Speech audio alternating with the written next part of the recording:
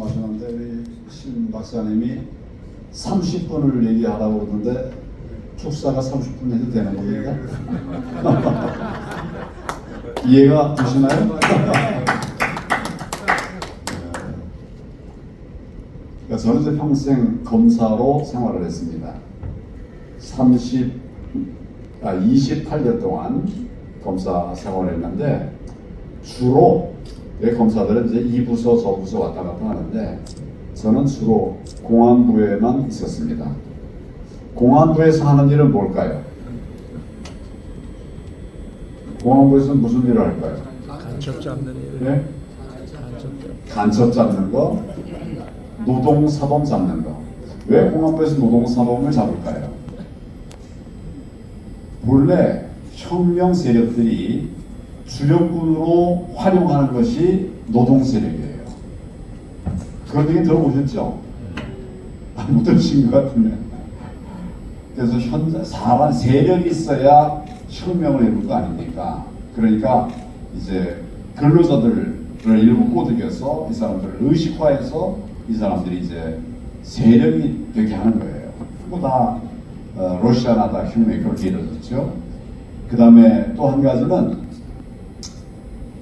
부정선거 잡는 겁니다. 이 부정선거라고 하는 건 어떻게 보면 우리나라의 기본 틀을 흔드는 이런 세력들을 막아내는 것이죠. 그래서 저도 평생을 공안검사로 있으면서 그 세 가지 간첩 잡는 일, 그리고 노동사원 잡는 일, 그리고 이제 선거, 부정선거 막는 일. 제가 처음 공안부 간 게 1987년입니다.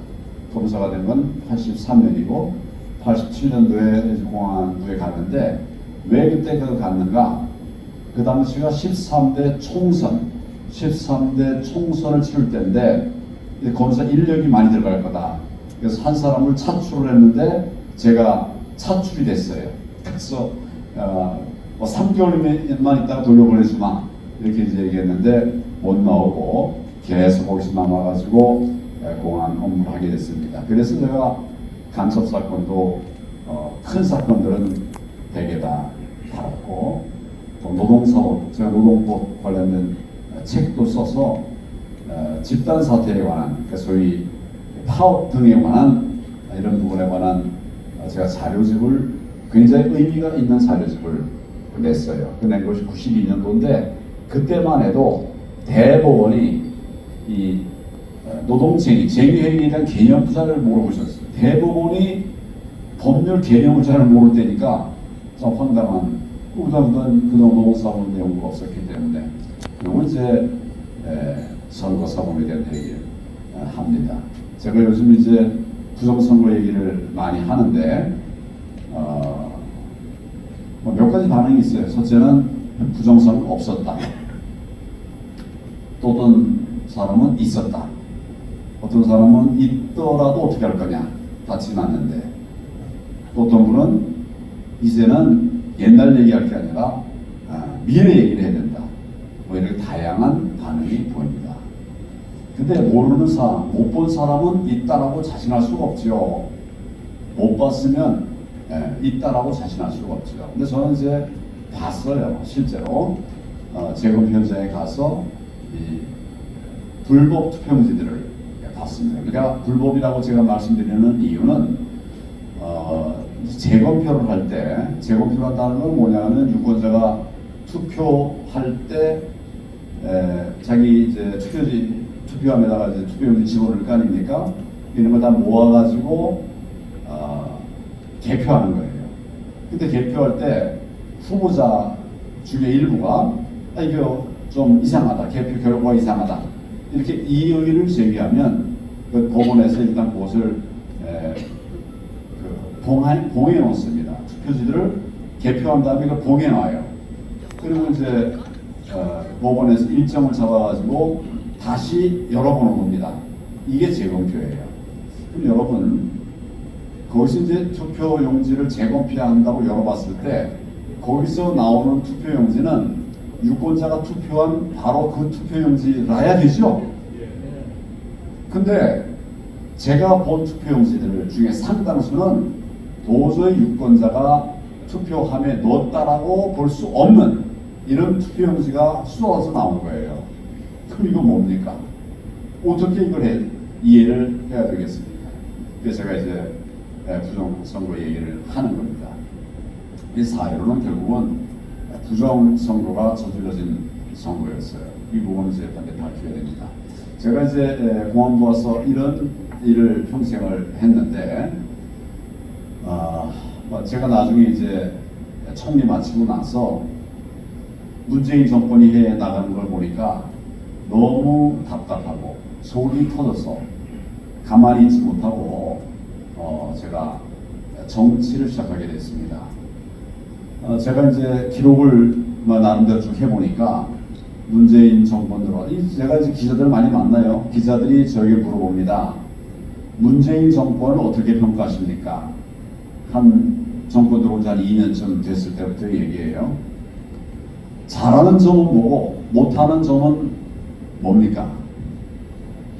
제 답은 늘 이랬어요. 못하는 것은 밤새워서라도 내가 얘기할 수 있겠다. 근데 잘하는 것은 하나도 모르겠다. 뭘 잘하냐? 기자에게 지금 거꾸로 물어봤어요. 맞는 말이 하나 있다면 한 번도 경험하지 못한 나라를 만들겠다. 그 말은 맞다. 맞긴 맞는데 없어야 될 예측이다. 우리가 지금 정말 한 번도 경험하지 못한 그런 나라, 정말 망가져가는 나라를 경험을 한 거죠. 안보, 북한이 우리를 뭐라 그럽니까? 각각으로 호시탐탐, 시시가 아니라 호시네. 호시탐탐 살펴보고 공격하려고 하고 있는데 우리는 오히려 북한의 대변인 노릇을 하거든요. 우리가 아니죠. 문재인 정권. 북한이 도발을 해도 변명해주고 사람을 죽여도 아무 말도 하지 않고 뭐 도대체 이런 안보가 있을 수 있습니까? 저는 안보가 다 무너졌다 이렇게 생각을 합니다. 경제도 마찬가지예요. 소득 주도 성장. 저는 뭐 듣도 보도 못한 저는 이제 그 사법 시험을 통과한 사람입니다. 사법고시 볼 때는 과목들이 여러 개가 있는데 그 중에 한 과목이 경제학입니다. 경제학에 대한 시험을 봐요. 한 700페이지 되는 그 당시 조순 박사의 경제학 원론을 제가 봤습니다. 원론이긴 한데 700페이지 거의 모든 경제 이슈들을 다 포함하고 있는 이거는 그냥 원론이 아니라 굉장히 중요한 저술서예요. 그걸 다 공부하고 그걸 시험 치르고 전혀 모르진 않아요.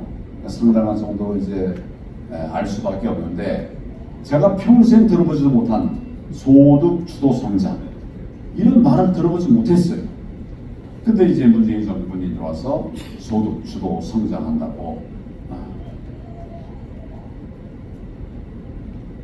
바꿔 말하면 투자를 일으켜서 투자가 생산으로 이어지고 생산이 또 재화를 창출해내서 그걸 가지고 소비하고 이렇게 해서 이제 이게 경제가 발전해 나가야 되는데 난데없이 그냥 소득을 갖고 막 쓰고 나르라 이거예요. 뭐 그런 정책은 있을 수가 없어요. 그리고 뭐 최저임금 여러분 뭐 다 잊어버리셨을 수도 있겠는데 문재인 정부 들어서서 2년 만에 최저임금이 30% 정확하게는 29.1%가 올랐습니다. 최저임금이 올랐다는 것은 지출이 늘었다는 소리거든요.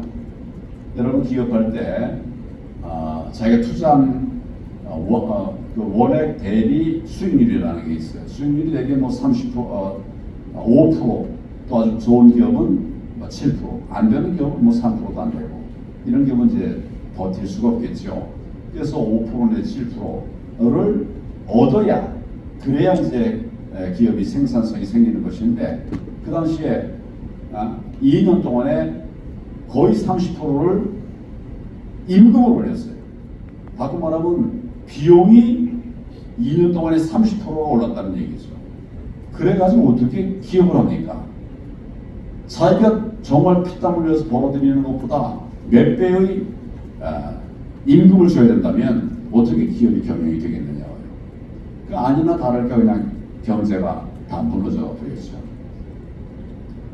민생, 뭐 제일 중요한 민생이 집 문제라고 하면 집값이 얼마나 올랐습니까? 제가 처음 장관이 될 때 서울에서 그래도 집 하나 살려고 그러면 한 5억 정도면 된다 그랬어요. 그래서 이제 그 제대로 된 직장을 가지고 뭐 이렇게 열심히 일을 하면 12년, 13년 만이면 아끼고 이렇게 하면 집을 살 수가 있었어요. 5억 정도는. 그러니까 그렇게 아끼고 그다음에 나중에 이제 은행에서 적정한 대출을 받고 이렇게 하면 집을 구할 수가 있었죠. 이게 문재인 정권 지나고 나면서부터 서울의 아파트 값이 뭐 문재인 정권 3년 지날 때쯤인가 내가 통계를 보니까 5억이 아니라 10억으로 늘어나 버렸어요. 10억. 그냥 불과 몇 년 사이에 집값이 2배가 된 겁니다. 나중에 뭐 12, 3억까지 이렇게 올라가 버렸습니다. 이러면 집을 살 수가 없는 거죠.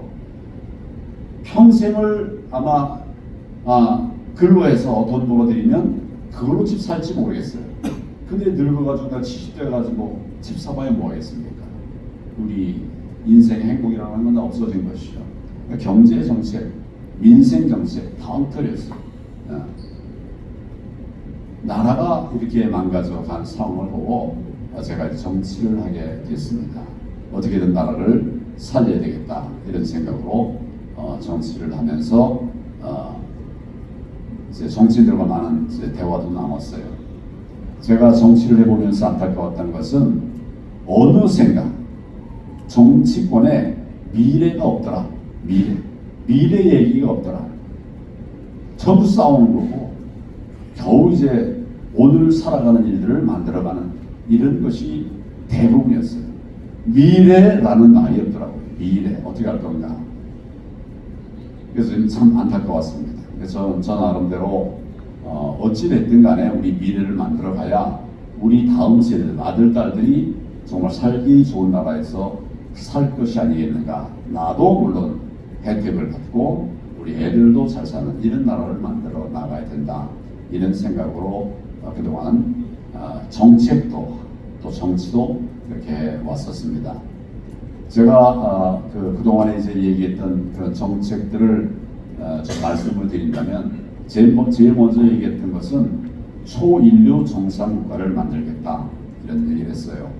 여기서 말하는 정상국가는 중의적인 표현입니다. 첫 번째 정상은 비정상의 정상화. 그걸 이제 정상화의 첫 번째 출발이라고 한다면 두 번째는 정수리 정자 또 윗상자 쓰는 정말 정상. 세계에서 정말 1, 2, 3위 안에 들어가는 이런 초인류 정상국가를 만들자라고 하는 비전을 가지고 초인류 정상국가라는 책도 내고 그런 메시지를 계속 냈었습니다. 많은 분들이 우리가 그거 되겠냐 이런 걱정들을 많이 하시더라고요. 그러나 비전이 없으면 계획이 안 생기고 비전과 계획이 없으면 앞으로 나갈 수가 없죠.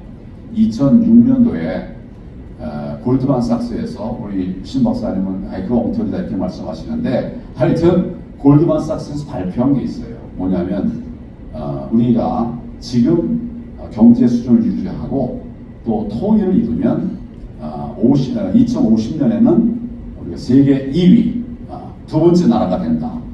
골드만삭스가 그냥 뭐 아무 얘기나 막 하는 사람들은 아니지 않습니까? 뭐 그런 비전이 있었고 또 지금 이제 우리 신상민 박사 말씀하시는 것들 다 들어보면 우리는 할 수 있고 될 수 있다 이런 생각을 해요. 그래서 통일이 되고 그다음에 경제 성장률은 뭐 지금보다 더 많이 올라갈 필요도 없고 지금 정도의 수준만 유지해도 세계 2위 또는 3위의 나라가 된다. 초인류 정상국가 왜 가능하지 않겠습니까? 제가 당대표 선거 나가가지고 이제 여러 제 생각과 꿈들을 얘기를 했습니다. 그래서 제가 얘기한 것이 뭔가 하면 하나는 당원 중심의 정당을 만들자. 당원 중심의 정당. 지금 각 정당들은 당원들은 많이 있습니다. 우리 당도 책임 당원이 84만 명, 일반 당원은 400만 명이 있어요. 근데 이 많은 사람들이 당에서 하는 역할이 거의 없습니다. 당대표 뽑을 때 그때 가서 와서 투표하는 것, 그 정도가 거의 대부분이에요. 그리고 이제 각 지역구에 가서 거기서 이제 뭐 무슨 위원이 돼가지고 또 도와주는 이런 사람들이 일부 있고, 400만 명이 뭐 정말 제가 볼 때는 뭐 1000분의 1 정도가 역할을 할까, 정말 당원들이 소외된 이런 정당이 되어버렸어요. 그래서 당원 중심의 정당이 되게 하자. 우리 책임 당원, 그래도 당비를 낸 사람들은 아니냐, 이분들에게는 여러 기회를 줘야 된다. 예를 들면 여의도 연구원장 같은 것은 국회의원이 안 해도 된다. 얼마든지 우리 당원 중에 훌륭한 분들 많이 있다. 또 중앙연수원장, 이런 것도 굳이 의원이 할 필요가 없다. 그래서 이런 자리들을 우리 당원들이 같이 나눠서 해야 우리 당 안에 있는 사람들이 힘을 모으게 되고, 이거 세력이 되지 그냥 의원들만 해 나가게 되면 우리 당이 정말 뭐라 그럴까, 덩치는 큰데 일 못하는 이런 것이 된다. 그 다음에 제가 얘기한 것이 우리 당이 국민들의 마음을 시원하게 못해야 된다. 싸워야 되는데 싸우지 않고, 정말 내려놔야 될 때는 또 내려놓지 않고, 그래서 종잡을 수 없이 국민들을 답답하게 하는 이런 정당인데, 국민들을 정말 시원하게 싸울 때 싸우고, 또 정말 따뜻할 때 한없이 따뜻한 이런 국민들의 마음에 딱 맞는 이런 정당이 되어야 된다. 그래서 국민시원정당이라고 제가 이름을 붙였습니다. 민생하고 맞아 중도 얘기하는데, 저는 중도가 뭐냐라고 물으면 답하는 사람이 없어요.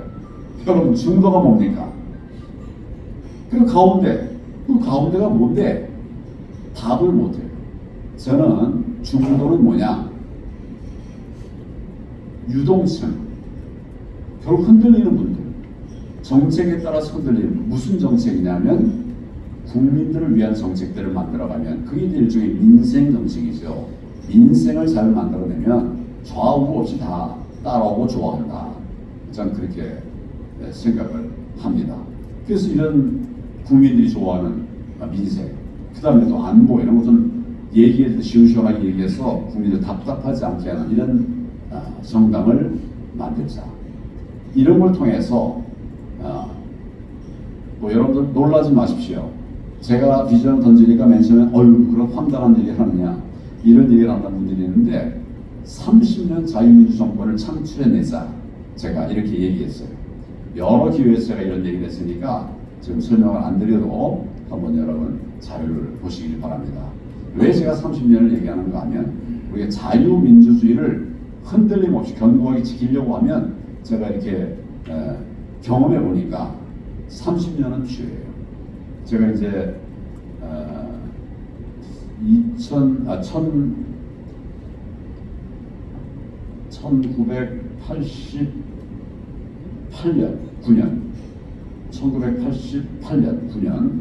9년 같은 해요. 그때 임종석이라고 하는 자를 구속을 했습니다. 그러나 30몇 년 지나고 나서 문재인 정권이 나왔는데, 거기에 비서실장이 임종석이더라고요. 저는 제가 구속해가지고 그냥 죽은 줄 알았어요. 교도소 가서. 그랬더니 뻔히 살아가지고 이제 이런 짓을 하고 있잖아요. 30년이 지나도 변하지 않는 이 사람들이 그때 의식화 교육을 통해서 배운 거는 NLPDR, NDR, CDR, R, 혁명 이론을 공부했던 것입니다. 그 생각들을 바꾼 사람도 있지만 바꾸지 않은 자들이 여전히 남아가지고 우리 사회를 무너뜨리기 위한 그걸 하고 있었던 거예요. 이 자들이 늙어서 더 할 수 없을 때까지 우리가 정말 죽기를 각오하고 나라를 지켜야 된다. 그래야 우리 아들, 딸들이 소위 사회주의로 가지 않는다.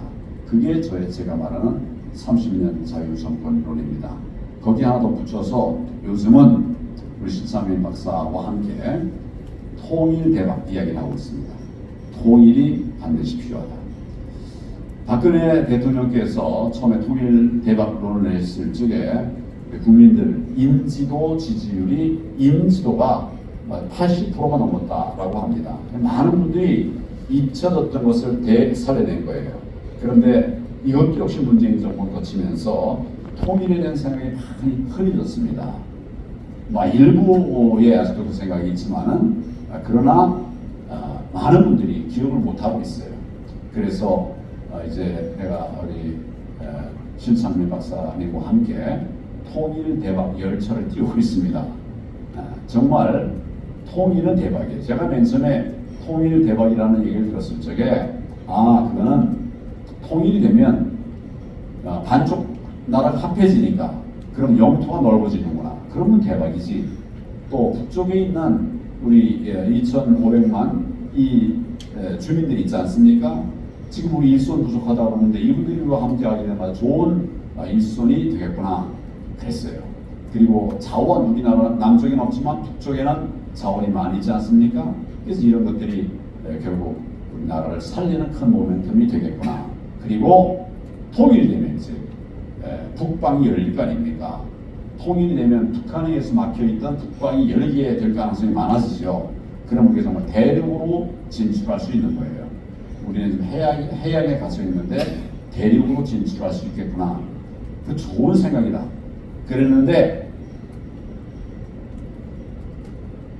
우리 신창민 박사님의 얘기를 제가 쭉 다 들어보니까 그거는 부차적인 거예요. 그 자체로 통일 그 자체로 경제적인 측면에 있어서는 대박을 터뜨릴 수 있다. 이런 말씀을 하셨고 제가 또 자주 상의하면서 보니까 정말 그 자체로 통일이 되면 약간 몇 가지의 틀만 잘 갖춰두면 그러면 대박을 이룰 수 있다. 하나는 통일을 이루고 나서도 바로 이거를 다 섞어버리면 안 되는 거예요. 북쪽에 있는 사람, 남쪽에 있는 사람 다 섞어버리면 잘못하면 다 망하는 거예요. 독일이 됐죠. 독일이 이제 뭐라 그럴까요? 갑자기 통일되고 나서 막 섞여가지고 아직도 그 통일 비용을 다 청산하지 못하고 있습니다. 그런데 우리가 생각하는 통일 대박 구도는 적어도 10년 정도는 분단 관리를 하는 거예요. 그래서 북쪽에서 북쪽대로 이 남쪽이 그 있는 데서 생활을 하면서 그런데 그럼 뭐가 대박이 되느냐? 우리가 북쪽에다가 북쪽엔 자원이 없지 않습니까? 돈이 없지 않습니까? 그 재활원들이 공급을 해주는 거예요. 공급을 해주면 그럼 우리 손해 아니냐 이런 생각을 하는데 그게 아니고 우리가 생산하면서 생산의 부가가치가 생기는 거예요.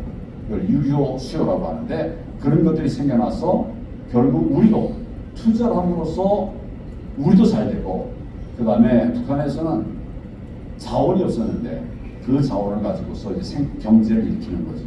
양쪽이 다 잘 살게 되는 겁니다. 전쟁이 6.25 전쟁이 나서 일본이 그 전에 이제 패망해가지고 얼마나 살기 힘들었습니까? 그런데 전쟁이 나면서 일본이 그 군수물자들 또 우리 한국을 지원하는 이런 과정을 거치면서 정말 일본이 대박이 났었어요. 이런 것이 우리가 교훈할 수 있는 것이죠. 그래서 저는 지금 이제 우리에게 남아있는 과제가 통일이다. 우리의 지혜를 잘 모아서 통일을 이뤄내야 된다. 이러면 우리 신 박사님이 얘기하는 그런 경제적 측면의 대박도 나지만 또 그걸 잘 관리하면 제가 아까 말씀드린 이런 또 다른 제2의 대박도 날 수 있는 것이죠. 우리 나라가 정말 2배가 된다고 생각해 보십시오. 얼마나 놀라운 일이 일어나겠습니까? 안보 걱정이 제일 큰 나라 중에 하나인데 그런 문제가 해결되고 인력 구조 없어가지고 해외에서 자꾸 사람들이 요구하는데 그 문제도 정리가 될 수가 있고 이런 것이 과연 대박이 아니겠는가. 저는 정치인들은 내가 먹고 사는 문제를 걱정하는 사람들이 아니라고 생각합니다. 정치는 나라를 생각하고 나라의 미래를 만들어가고 우리 국민들의 민생을 정말 제대로 챙길 수 있는 이런 것들이 정치라고 생각합니다. 정부는 집행을 하고 정치는 만들어내고 아이디어를 내고 정책의 방향을 잡아가는 이런 것이 정치라고 생각을 합니다. 몇 분 했습니까? 아니 시간이 대충 30분 지났어요? 아, 그러면 제가 3분 만에 말씀드리겠습니다. 대구에 제가 근무할 적에 어느 여성분이 지방의회 의원으로 활동을 하더라고요. 굉장히 열심히 해요. 그래서 제가 왜 성실하게 됐냐 이런 물어봤더니 이분이 이제 스포츠 용품점을 했었어요. 그러면서 장애인 테니스 단체를 지원했었어요. 그런데 휠체어를 타고 이제 다니다 보니까 못 가는 데가 너무 많은 거예요. 운동장도 겨우 가고 식사하러 가기는 정말 하늘의 별 따기고 너무 힘들어서 이분이 이걸 어떻게 좀 고쳐봐야 되겠다.